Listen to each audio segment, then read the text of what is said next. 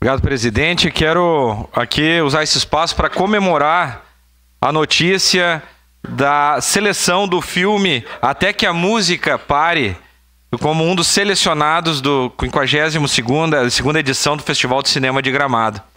Esse filme da Serra Gaúcha, que traz a atriz Cibele Tedesco, é um desses selecionados para a mostra de longa-metragens gaúchos.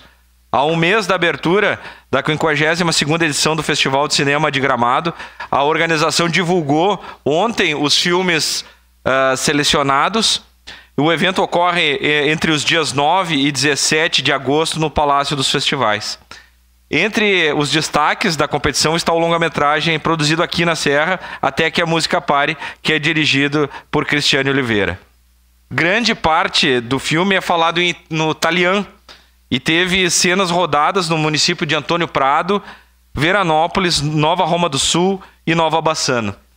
Esse trama ele acompanha o casal Alfredo, né, que é interpretado pelo Hugo Lorenzati, e a Chiara, a Cibele Tedesco, que após o filho sair de casa para morar sozinho, começam a viajar juntos nos trajetos que o Hugo faz o trabalho como vendedor, né, em bares da Serra.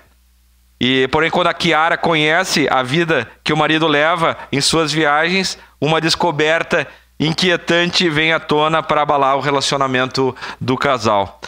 É importante dizer que integram esse elenco os atores conhecidos aqui, nossos queridos amigos, entre eles a Cibele Tedesco, né, o Hugo Lorenzati, a Elisa Volpato, o querido amigo Jonas Piccoli e a Cleri Pelissa, também né, da Casa das Etnias, né, e a Magali Quadros, que é a atual secretária de Cultura.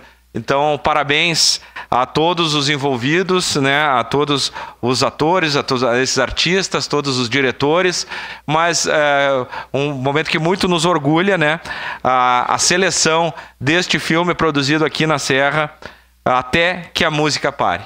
Parabéns a todos. Obrigado, presidente. Obrigada, vereador Lucas. Próximo vereador